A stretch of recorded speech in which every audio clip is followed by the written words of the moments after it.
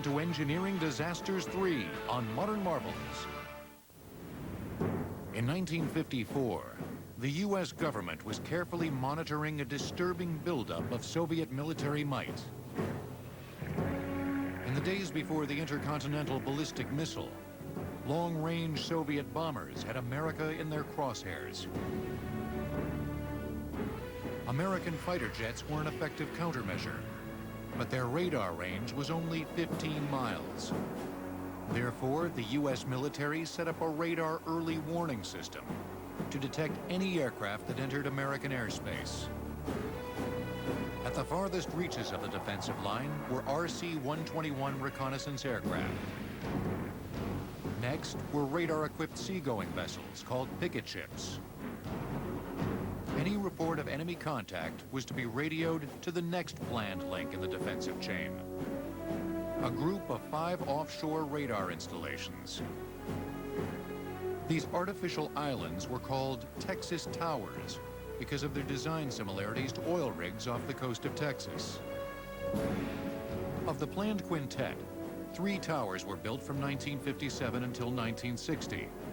Tower 2 was constructed with its legs attached to the radar platform, then floated to its position 110 miles off the coast of Massachusetts, in 56 feet of water. Tower 3, constructed similarly, was positioned nearby in 80 feet of water. Tower 4, to be placed 78 miles off the coast of New Jersey, was to be in the deepest water, 185 feet. Tower 2 and 3 were built with 15 legs. They had 3 permanent and 12 that they jettisoned off after they had it up. Tower 4 went out with 2 legs on the water and 1 above, all braced together on a pontoon. Perhaps because it had longer legs than the others, Tower 4 was constructed differently. The leg assembly, seen here as it was floated separately from the tower platform, encountered rough weather on the 360-mile trip from the North Portland, Maine shipyard where it was built. On the way to its position off the coast of New Jersey, at least 2 braces fell from the legs, weakening the structure. Though the Air Force brass were aware of the damage, they elected to make repairs after the legs were connected to the base. I think the mistake was they repaired it after it was up. I think that was the most critical time for that tower. After 9 months under construction, the bill for Tower 4 came to $21 million. It was big enough for a 6-story building to fit below its triangular steel platform. The Air Force assigned 70 men to serve on the tower, a mix of military radar technicians and civilians who maintained and repaired the massive man-made island. My dad got a job as a welder on tower number 4. I was a refueler. Don Abbott refueled Boeing H-21 helicopters for the trip out to Tower 4. His father, David, was often a passenger. Life was hard and cold aboard the tower, but the Air Force did its best to make it bearable. When one crew was working, the other crew was playing. We had pool tables, ping pong tables, and we had fishing. We even had basketball. The only problem was there was only 1 ball. If the ball went overboard, they had to go and get it. They did all their cooking on the tower, had fresh rolls every day. The amenities helped the crew cope with rough conditions. But from day 1, Tower 4 shook more violently than the others. And over its next 2 years in service, it was lashed by 2 hurricanes. I had a plum in my cabin, and I used to watch it go back and forth, or it even turned, it gyrates. That was my ticket on knowing what was going on with the tower. They decided that they were going to name it Old Shaky, and that's what they did. The men who served on Tower 4 knew they were taking a risk. But for Lieutenant Colonel Cutler, safety was a top priority. He notified headquarters about the tower's gyration. I sent a letter in saying that we have a problem here. We have to send a crew out here to try to do something with it. Divers were sent into the water to attach K-braces to the tower legs. didn't last that long, and that didn't do the job. That told me one thing: everything's going backwards, nothing's going forwards, no matter what they did.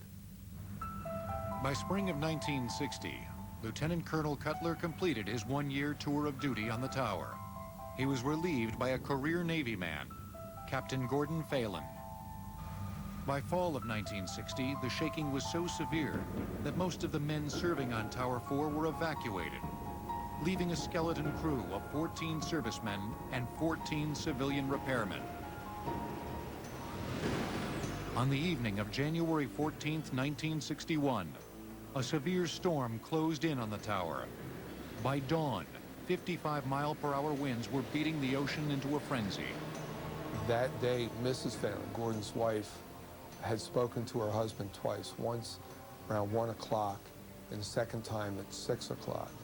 During that 1 o'clock conversation, she could hear noises in the background. She asked what that was, and he said, "Oh, the tower's breaking up."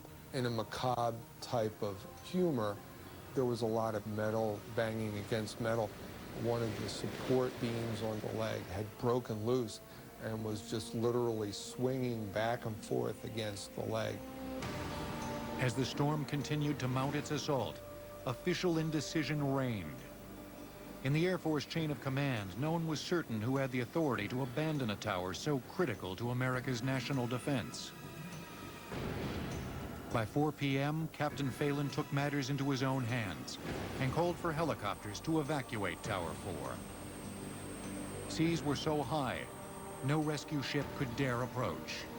You had a 5,000-ton structure sitting on top of 3 12.5 diameter thin-walled legs, 67 feet above the surface of the ocean, being slammed by waves higher than a 3-story building, winds gusting over 55 miles an hour. There was no way at that time that you could lower anybody to a ship standing by. At 7:30 p.m., the tower's glowing image vanished from the radar screens of all ships in the area. The captain was watching his radar and couldn't believe it. He went to his backup radar unit, checked that, tower wasn't there. He grabbed the radio and shouted, "Tower 4, Tower 4." No response. He flipped over to the emergency broadcast channel.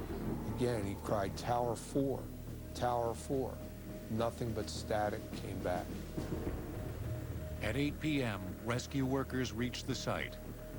They found only debris and heaving seas. Tower 4 was gone. Only one body was eventually recovered, that of Master Sergeant Ronald Backey. Donald Abbott's father was among the men missing and presumed dead. The phone rang at our house, and at the same time, we heard a thump at the front door. It was a young fellow delivering the Boston Globe. They just had it all over the front page. We had no warning whatsoever, and my aunt was on the telephone telling my mom that the tower had collapsed and that all 28 were dead. I didn't see anything on the tower that was worth losing 28 people, and I say that as a USAF officer. Congress assailed the Air Force for its mistakes in the design and maintenance of Tower 4. Pinned connections were too weak to withstand unpredictable sea conditions. Structural deficiencies in the tower legs should have been addressed before they were magnified by the action of wind and waves. What they did for Tower 4 had never been done before. This was an engineering milestone. I'm sure it was designed to the best of their knowledge at that time. Today, Tower 4 is a wreck 185 feet below the surface of the Atlantic. A silent witness to a brave experiment in national defense that went very wrong.